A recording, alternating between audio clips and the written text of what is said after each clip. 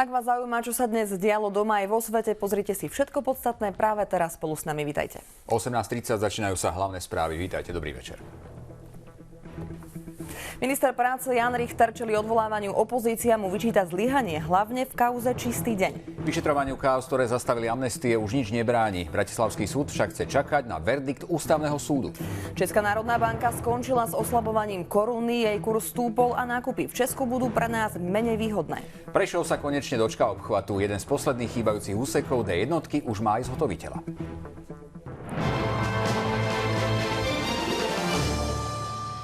Poslanci Národnej rady v týchto chvíľach rokujú na mimoriadnej schôdzi. Opozícia žiada vyslovenie nedôvery ministrovi práce Jánovi Richterovi. V parlamente je náš kolega Miro Kohút, ktorý má pripravené podrobnejšie informácie. Miro, dobrý večer do parlamentu. Príjemný podvečer z Národnej rady. No musím povedať, že od nášho posledného vstupu sa tu v Národnej rade prakticky nič nezmenilo. Ešte stále totiž trvá vystúpenie opozičnej poslankyne a predsedničky poslaneckého klubu strany Sloboda a Solidarita Natálie Blahovej, ktorá je zároveň predkladateľkou návrhu na odvolanie ministra práce Jána Richtera.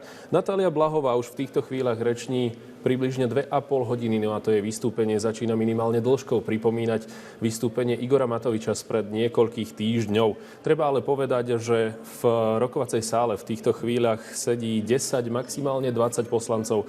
To znamená, že ten záujem o toto rokovanie zatiaľ naozaj nie je veľký. V každom prípade tento návrh na vyslovenie nedôvery podali opozičné strany SAS a Oľano Novano a po túto iniciatívu sa podpísalo 50 opozičných poslancov. Ministra Jána Richtera dlhodobo kritizujú za jeho konanie v prípade galantského resocializačného zariadenia Čistý deň. Podľa opozície minister túto kauzu iba kryje. Naopak minister práce na tento pokus o jeho odvolanie reagoval už včera tým, že je znechutený a zhrozený z diania okolo spomínaného resocializačného zariadenia. No a na opozičnú stranu SAS dokonca podal trestné oznámenie. Vyzerá to v každom prípade tak, že odvolávanie Jána Richtera bude trvať poriadne dlho. Je naozaj predpoklad, že až do neskorých nočných hodín, pretože poslanci si jednak v úvode odhlasovali, že budú rokovať aj po 19. hodine. To znamená až do úplného prerokovania a hlasovania. No a podľa tých informácií, ktoré máme, tak zatiaľ len písomne prihlásených by malo byť 15 alebo 16 poslancov. Samozrejme, potom sa ešte budú môcť prihlásiť do rozpravy aj ústne.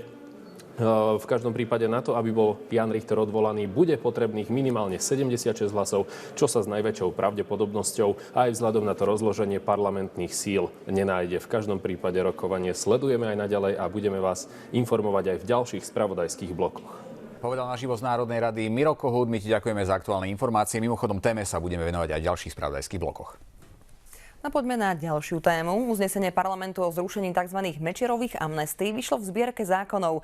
Inak povedané, nič nebráni tomu, aby sa pokračovalo v stíhaní aktérov zavlečenia Kováča mladšieho a zmaraného referenda. Bude sa ale čakať na verdikt Ústavného súdu.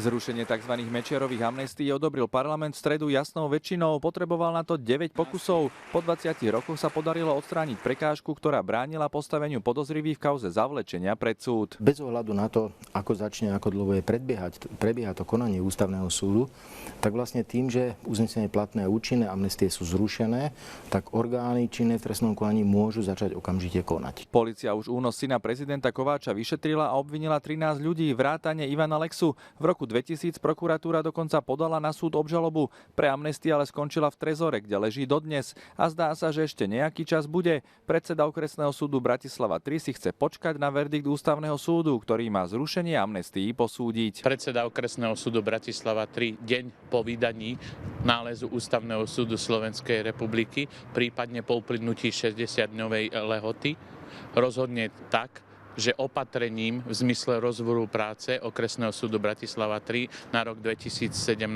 pridelí vec náhodným výberom pomocou technických prostriedkov novému zákonnému sudcovi. Sudca, ktorý v kauze pred 17 rokmi rozhodoval, už totiž na bratislavskej trojke nesúdi. Následne budú v hre viaceré scenáre. Prvý, bude sa pokračovať tam, kde sa pre amnestie prestalo. To znamená, celá tá trestná vec bude pridelená elektronicky, tak ako sa to teraz prideluje konkrétnemu predsedovi Senátu, ten vyhlási predbežné prejednanie obžaloby a celú tú vec prejednajú v zmysle senátneho rozhodovania a buď sa vo veci nariadi hlavné pojednávanie, alebo ten Senát rozhodne, že vec je potrebné vrátiť do prípravného konania. Karty môže zamiešať aj prokuratúra. Otázkou je, či si nový prokurátor obžalobu aj s dôkazmi, tak ako leží na súde, osvojí. Môže ešte chcieť doplniť určité dokazovanie v rámci prípravného konania alebo v inom nejakom ponímaní podať tú obžalobu. Dozor v trestnej veci vykonával prokurátor Krajskej prokuratúry v Bratislave, ktorý bude aj stranou súdneho konania.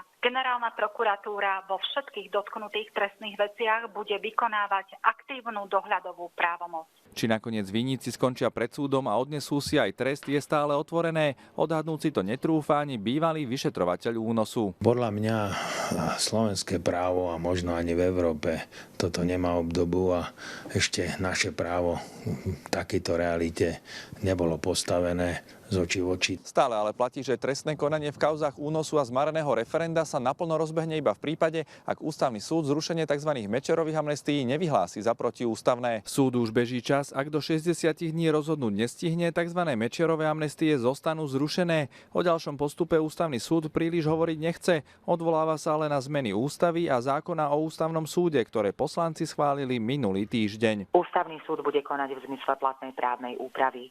Vec bude elektronickým systémom prideľovania spisov pridelená sudcovi spravodajcovi. Martin Linhardt, Teatry. Poslanec Národnej rady Stanislav Kubánek dostal pokuty v celkovej výške 24 000 eur. Zákonodárca za Smer SD nemal počas viacerých rokov pozastavenú živnosť a navyše bol aj konateľom obchodnej spoločnosti, čo ústavný zákon o konflikte záujmov zakazuje. Dve konania a pokuty pre Kubánka navrhol jeho stranícky kolega Jozef Burian potom, ako koaliční poslanci nesúhlasili s pôvodnými 9 konaniami a pokutami v celkovej výške 108 000 eur. Opozícia hovorila o dvojakom metri a porovnávala to s prípadom lídra hnutia Oľano Nova Igora Matoviča. Kubánek tvrdí, že svoj prehrešok zistil pri kontrole administratívnych náležitostí spojených s jeho pôsobením v Národnej rade. Výbor o tom sám aj informoval. Hygienici objavili baktériu salmonely v ďalšom kuracom mäse z Brazílie. Pozitívna vzorka pochádza zo zariadenia spoločného stravovania. Od 23. marca urobili hygienici v takýchto zariadeniach takmer 4 000 kontrol. V takmer 850 prevádzkach našli mäso pochádzajúce z Brazílie. Na laboratórnu analýzu odobrali celkovo 68 vzoriek. V 3 z nich doteraz potvrdili prítomnosť salmonely. Prezident Andrej Kiska povzbudil stredoškolákov v Šamoríne k tomu, aby sa nebali zobrať život do vlastných rúk. Diskutovali aj o tom, aký dôležitý je výber vysokej školy. Náročnejšie štúdium má byť podľa neho pre študentov výzvou. Gymnazisti využili priestor aj na to, aby s hlavou štátu hovorili o náraste extrémizmu, migračnej kríze a náboženstve. Vodiči a cyklisti by mali zvýšiť pozornosť na Devínskej ceste v Bratislave. Pred odbočkou na ostrov Sihoď v smere od mesta sa zrútili zo svahu skaly. Aj keď nie sú priamo na vozovke, úsek je ťažšie prejazdný a na mieste preto platia dočasné dopravné obmedzenia. Primátor Bratislavy Ivo Nesrovnal vyhlásil mimoriadnu situáciu a prizvaný geológ z katedry inžinierskej geológie odborne zhodnotil situáciu. Na mieste by malo pribudnúť prenosné svetelné dopravné značenie a cesta bude prejazdná v jednom pruhu. Nedeľňajší národný beh Devín Bratislava by zosú nemal ohroziť. Dlho očakávaná výstavba jedného z posledných úsekov D1 Prešov západ Prešov juh je definitívne potvrdená. Národná diaľničná spoločnosť podpísala zmluvu so zástupcami Združenia 5 spoločností, ktoré vybudujú 8-kilometrový úsek diaľnice za 356 miliónov eur. Stavebné práce sa oficiálne začnú v júni. O výstavbe chýbajúceho úseku diaľnice D1 pri Prešove sa začalo intenzívne hovoriť už v lani.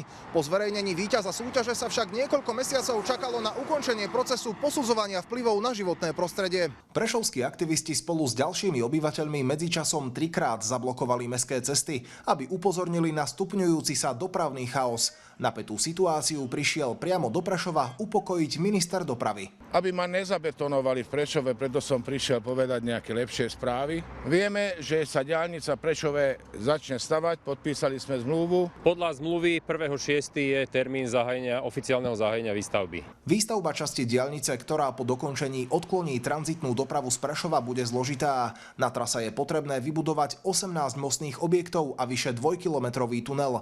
Na výstavbe celého úseku štát ušetrí 15 miliónov eur oproti vysúťaženej cene. V spolupráci s objednávateľom a stavebným dozorom dospejeme k takým technickým riešeniam, ktoré prispejú k tej úspore. Sami došli k ponukou, kde oni môžu mať nejaké rezervy, ale nebude to na úkor kvality. 8-kilometrový úsek má byť hotový v roku 2021. Vodiči potom plynule prejdú po diaľnici od Ružomberka až po Košice.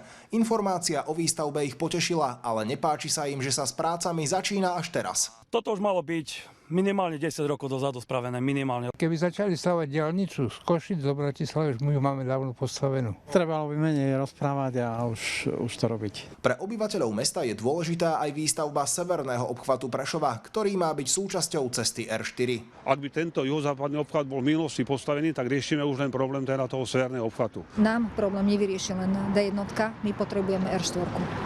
Takže začíname druhý boj za R4. Z Prešova Vladimír Tomek, TA3.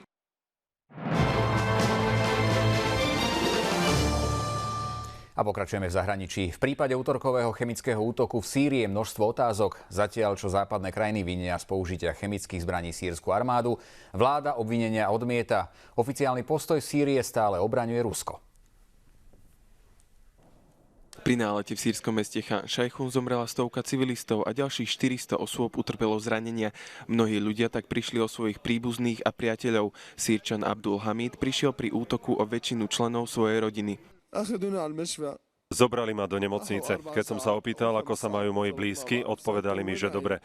Neskôr som sa vrátil späť a našiel som ich všetkých 25 mŕtvych. Stratil som aj svoju manželku a 2 deti. Pýtam sa, prečo? Sýrska vláda chemický útok popiera. Stále tvrdí, že lietadlá zasiahli sklad s chemikáliami, ktorý majú pod kontrolou povstalci. Získavajú ich vraj z Iraku a Turecka. Zdôrazňujem, že sýrska armáda nepoužila a nikdy ani nepoužije chemické zbrane proti vlastnému ľudu. Ani proti našim deťom, ani proti teroristom, ktorí zabíjajú našich občanov. Tomu ale neveria viaceré západné krajiny. Bezpečnostná rada OSN na mimoriadnom zasadnutí diskutovala o návrhu rezolúcie, ktorou mala odsúdiť útok v Sýrii a zároveň žiadať spoluprácu Damasku s medzinárodnými vyšetrovateľmi. Rusko s ňou ale nesúhlasilo. Je veľmi ťažké rezolúciu dosiahnuť. Doteraz každú predloženú rezolúciu, napríklad o zničení Alepa alebo použití chemických zbraní, Rusko vetovalo. Nerobíte nič ohľadom súčasnej situácie. Jediné, čo robíte, je, že v Bezpečnostnej rade OSN predkladáte provokatívne návrhy. Snažíte sa vytvárať jednostranný nátlak na celé vyšetrovanie. Moskva kritizuje obvinenie západných krajín, že sýrska vláda použila chemické zbrane. Podľa Ruska nemajú Spojené štáty dôveryhodné informácie, lebo po tragédii bol do oblasti zakázaný akýkoľvek vstup. Nevieme síce všetko o tejto tragédii, vieme ale, že útok nesie znaky použitia chemických zbraní sýrskou vládou. Podľa organizácie Lekári bez hraníc obete zrejme zasiahol sarín a chlór.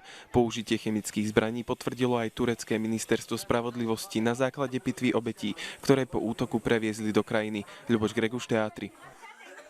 Česká národná banka rozhodla o ukončení oslabovania koruny. Reakcia finančných trhov bola mierna, lebo banka dlhodobo oznamovala tento zámer. Česká koruna sa v reakcii posilnila o 1,5% na úroveň 26 korún a 50 halierov za euro. Česká národná banka minula od novembra 2013 viac ako 1 bilión korún na oslabenie meny. Lacná koruna mala pomôcť exportérom podporiť ekonomický rast a tým aj infláciu. Guvernér Jiří Rusnok povedal, že centrálnej banke sa to podarilo splniť a intervencie už nie sú potrebné. Na základě důkladného posouzení dostupných makroekonomických dat bankovní rada konstatovala, že došlo k naplnění podmínek pro udržitelné plnění 2% inflačního cíle. Otázne je, ako veľmi sa môže česká koruna posilniť. Väčšina odborníkov sa zhoduje, že to nebude výrazne pod úroveň 26 korún za euro. To by už totiž mohlo zasiahnuť aj českých exportérov a spôsobiť tak českej ekonomike neželaný šok. Kdyby posilování bylo příliš rychlé, môže ČNB se na trh zase s intervencemi vrátiť. Silnejšia koruna znamená, že pre Čechov zlacnejú nákupy dovážaných tovarov, najmä elektroniky či aut a tiež dovolenky v zahraničí. Naopak dovolenky alebo nákupy Slovákov u našich západných susedov budú po prepočte menej výhodné. Na vzájomný obchod krajín by mierne kurzové zmeny nemali mať výrazný vplyv. Firmy sa totiž masívne poisťovali proti kurzovému riziku. Analytici preto hodnotia celý proces oslabovania koruny a súčasné rozhodnutie Národnej banky pozitívne. Se samozřejmě podařilo stabilizovat trh práce, ve výborné kondici je zahraniční obchod. Česká ekonomika je ve výrazně lepší kondici než na konci roku 2013. Daniel Horňák, Teatry. Ruská polícia zadržala 3 mužov, ktorí sú údajne komplicmi útočníka pondelkového atentátu v Petrohradskom metre. Informovala o tom agentúra Interfax s odvolaním sa na policajné zdroje. V byte, kde sa muži nachádzali, našli policajné zložky časti výbušného zariadenia. To sa podobá bombe použitej počas pondelňajšieho útoku v metre. Polícia vypátrala mužov v obytnom dome v Petrohrade. Jeho obyvatelia tvrdili, že zadržaní muži pochádzali zo Strednej Ázie. V Belehrade pokračovali masové protesty proti súčasnému premiérovi a zároveň novozvolenému prezidentovi Aleksandrovi Vučičovi. Do ulic srbskej metropoly vyšli najmä študenti. Podľa protestujúcich Vučič zvíťazil vo voľbách len preto, že hlasovanie bolo zmanipulované. V zoznamoch voličov boli údajne mená približne 1 000 000 ľudí, ktorí sú už mŕtvi alebo nemajú volebné právo. Britská premiérka Theresa Mayová a predseda Európskej rady Donald Tusk sa pokúsia znížiť napätie pri rokovaniach o Brexite. Zhodli sa na tom na stretnutí v Londýne. Mayová zároveň zdôraznila, že v otázke suverenity Gibraltaru sa postoj Británie nemení. Oficiálne rokovania o odchode z únie sa začnú, až keď ostatných 27 členských štátov schváli Tuskov rámec rokovaní.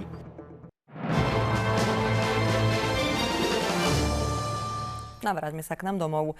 Klientky resocializačného zariadenia Čistý deň mal na stretnutie s advokátom Danielom Lipšicom priviesť podnikateľ z Nitry Boris Kuzmický. Ide o člena regionálnych štruktúr hnutia Sme rodina, ktorého predsedom je Boris Kolár. Informáciu priniesol denník Plus jeden deň. Podľa Kolára je to klamstvo.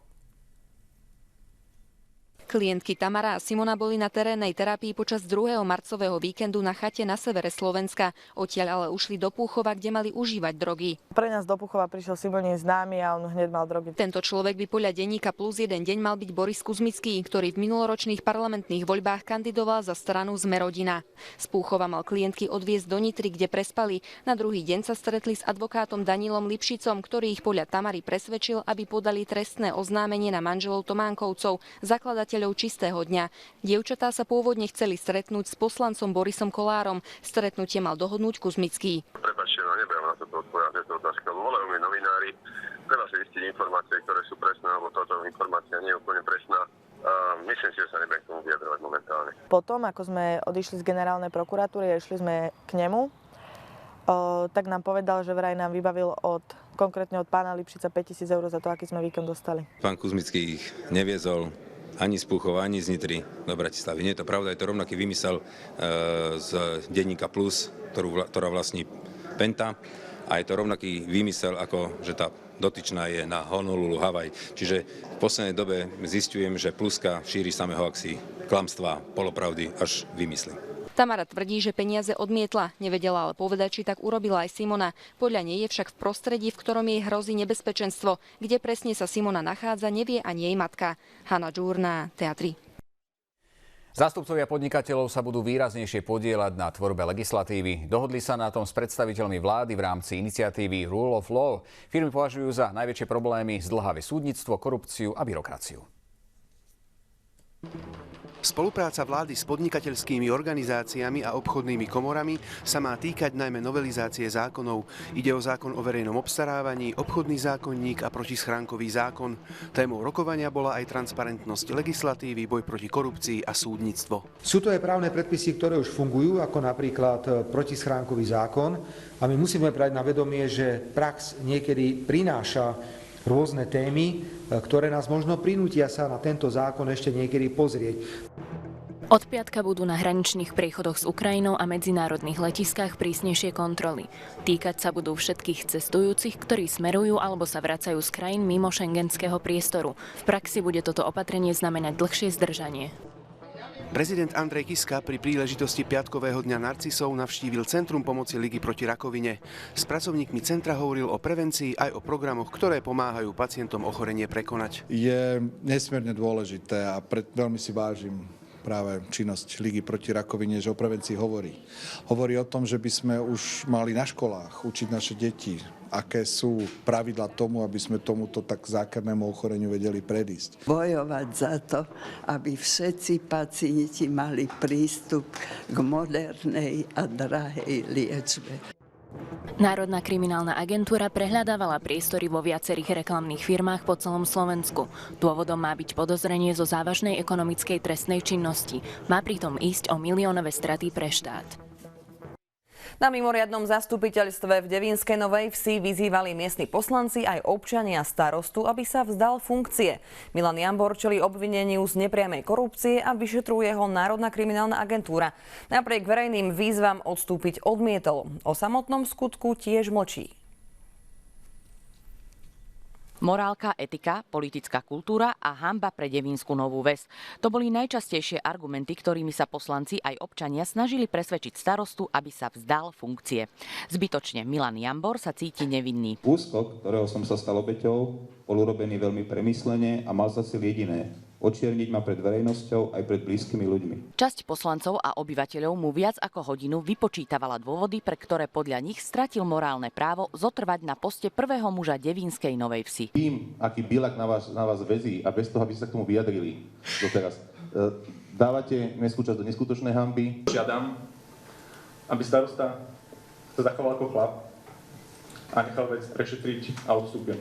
Dnes ho verejne vyzývam, aby jednoducho uvoľnil miesto, aby abdikoval na všetky verejné funkcie. Ani darček od niektorých poslancov nič nezmenil na odhodlanom postoji starostu ustáť verejné výzvy na odstúpenie. My sme tu donesli taký darček pánovi starostovi, aby sa pozrel do zrkadla. Ono je trošku krivé, ale to nevadí, to bude tak pekne odrážať aj ten charakter, takže nech sa páči. Dovolím si tvrdiť, že tak ako sa hospodári v našej mestskej časti pod mojím vedením, tak sa hospodári málo kde na Slovensku. K dnešnému dňu máme, poprosím o kľud v sále. Pán starosta, keď si ty hovoril, jak sa tu dobre hospodári, správa Najvyššieho kontrolného úradu asi niečo iné hovorí.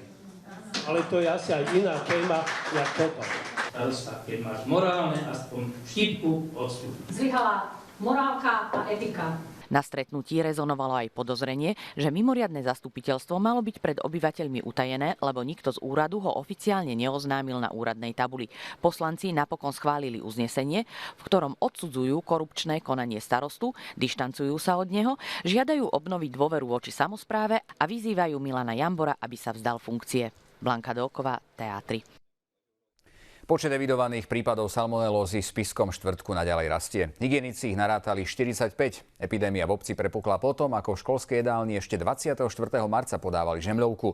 Na salmonelózu ochorel personál jedálne, ale aj učitelia. Choroba sa však dostala aj mimo areál tejto základnej školy. Hygienici tvrdia, že pochybila školská kuchyňa. Nasledovať preto bude pokuta. Je to tak vážna epidémia salmonelózy, na akú sa v posledných rokoch pod Tatrami hygienici nepamätajú. Počet prípadov v ich záznamoch takmer denne stúpal. Vo štvrtok ráno dosiahol 45.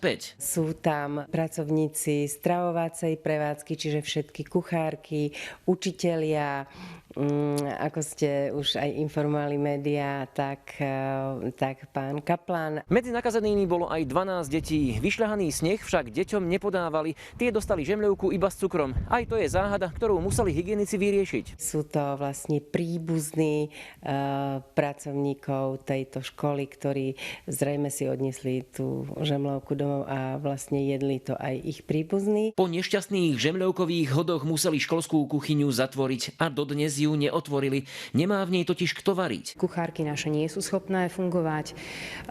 Možnosť dodávky stravy nejak zvonku nemáme.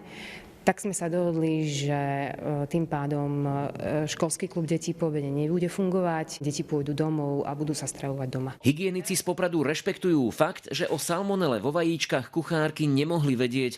I tak však kladú vinu na ich plecia. Ak by totiž pokrm tepelne spracovali podľa platných predpisov, neochorel by nik. Nemôžeme 45 ochorení tak nejak zabudnúť a poďakovať za ochorenie. Nemôžeme to určite následne nechať bez nejakých následkov, čiže bez nejakej pokuty. Pokiaľ mám vedomosť správnu, postupovali správne technologicky. Určite oni o kvalite vajca rozhodnúť nemôžu, do vajíčka sa nedá nahliadnúť. Hygienici podľa dodacích listov zistili aj to, odkiaľ nakazené vajíčka pochádzali. Tieto informácie odovzdali štátnym veterinárom z okresu Košice okolie, z Popradu a Spišského štvrtka. Jozef Slivenský, Tátry. Nútená správa v Martine obmedzuje rozvoj mesta už viac ako 1 rok. Radnica pritom pôvodne tvrdila, že je to riešenie na maximálne 3 mesiace. Obyvatelia ale začínajú výrazne pociťovať obmedzený režim samosprávy pre pohľadávku za vyše 6 miliónov eur. Viaceré športové kluby prišli o dôležité dotácie a v Martine sa okrem svietenia a vyvážania komunálneho odpadu nič zásadné nedeje. Od dotácií mesta sú v Martine závislé viaceré športové organizácie. Najviac na to doplatí futbalový klub, ktorý sa po niekoľkoročnej tvrdej práci vypracoval až do druhej najvyššej ligy. Pre výpadok 90 000 eur mu ale hrozí, že nebude mať za čo pokračovať. Toto nám veľmi nabúra náš rozpočet a ohrozí naše fungovanie možno za mesiac a za 2. Martin postupne prichádza aj o podiely vo viacerých obchodných spoločnostiach, ako napríklad v SROčke, ktorá zabezpečuje internet a televíziu. Podobne je to v prípade technických služieb. Podľa našich informácií ide o podiely v hodnote približne 700 000 eur. V prípade rozsudku, že mesto by muselo naozaj v konečnom dôsledku vyplatiť túto pohľadávku, tak o to zaplatíme menej a vieme si v týchto spoločnostiach ten podiel kúpiť späť. Tak jednoduché to ale nie je pre malého káblového operátora, ktorý si musel zobrať na vyplatenie exekútora úver. Skomplikovalo to jeho ďalší rozvoj. Vyplatili sme podiel mesta v podstate v tej účtovnej hodnote exekútorovi. Museli sme si tie peniaze niekde nájsť. To znamená, že budú v podstate pre rozvoj firmy, pre budovanie nových vecí chýbať. Z nútenej správy sú nervózni aj niektorí mestskí poslanci. Tí by sa s majiteľom pohľadávky najradšej dohodli. Tá situácia sa môže vliesť ešte ďalšie roky a preto si myslím, že musíme nájsť odvahu, prejsť tieto defenzívne pozície a aktívne vstúpiť k tomu kroku, aby sme otvorili možnosť rokovať o dohode. O tom ale správkyňa nútenej správy nechce ani počuť. Teraz má v meste posledné slovo. Ja sa pýtam, a potom na čo sme robili všetky právne kroky, keď sa máme teraz dohodnúť? Keď máme rozhodnutie ústavného súdu, že v našej veci boli porušené zákonné predpisy. Z Martina, Peter Revús, Tátry.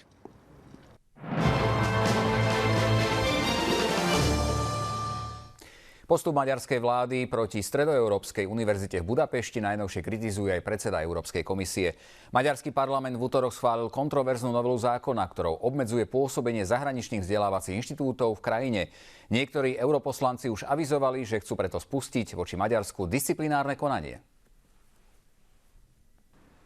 Maďarský premiér Viktor Orbán tvrdí, že Stredoeurópska univerzita využíva oproti ostatným vysokým školám neoprávnené výhody. Diplomy z nej totiž okrem Maďarska uznávajú aj v Spojených štátoch. Orbán obviňuje jej zakladateľa, amerického miliardára maďarského pôvodu, Georgea Sorosa, že tajne ovplyvňuje maďarskú politiku. Ide o platených aktivistov z medzinárodných organizácií a ich kancelárie v Budapešti. Budeme robiť niečo s ich transparentnosťou. Musíme si uvedomiť, že v týchto vodách plávajú dravci. Je to akási cezhraničná ríša Georgea Sorosa, v ktorej je množstvo peňazí. Parlament, v ktorom má väčšinu vládny Fides, v útorok schválil novelu zákona o vysokých školách. Tá určuje napríklad povinnosť mať univerzitný areál aj v krajine svojho pôvodu. Zmeny sa nepáčia ani predsedovi Európskej komisie.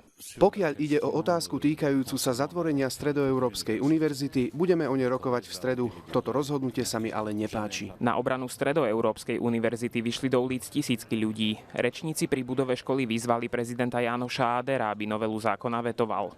Tento krok je bezprecedentný. Vôbec prvýkrát vláda útočí na univerzitu v niektorej z krajín Únie a ide proti akademickej slobode a autonómii univerzity. Skupina europoslancov uviedla, že chce, aby parlament začal proti Maďarsku viesť disciplinárne konanie. To môže napríklad znamenať pozastavenie hlasovacích práv krajiny v Únii. Treba ale dodať, že takýto postup nebol doteraz nikdy prijatý. Maroš Kušnier, Teatry. Európsky parlament oslobodil občanov Ukrajiny od vízovej povinnosti do schengenského leto. Ukrajinci nebudú potrebovať víza, ak do Európskej únie pricestujú z podnikateľských, turistických či rodinných dôvodov. Budú ale musieť mať biometrický pás a ich pobyt nesmie v rámci polročného obdobia presiahnuť 90 dní. Ukrajina podľa hodnotenia Bruselu plní všetky podmienky pre vízovú liberalizáciu. Európska únia rozšírila sankcie proti Severnej Kórei. Zákaz investícií v krajine sa týka leteckého priemyslu, spracovania kovov alebo zbrojného priemyslu. Spoločenstvo dopísalo aj ďalších na zoznam ľudí, ktorí majú zmrazený majetok a zakázané cestovať do únie. Brusel sa tak rozhodol pre neustále porušovanie rezolúcie Bezpečnostnej rady OSN Severnou Kóreou. Európsky parlament schválil maximálne veľkoobchodné ceny za dátový roaming. Zákazníci mobilných operátorov by od 15. júna mali platiť rovnakú sumu za využívanie služieb ako doma, tak aj v zahraničí. Niektorí operátori ale namietajú, že nižšie ceny nepokryjú ich náklady na cezhraničné služby. Tak toľko hlavné správy na Teatri. Aký bude ďalší program, povedia tradiční naši kolegovia Peter Bielik a Vlado Lichvár.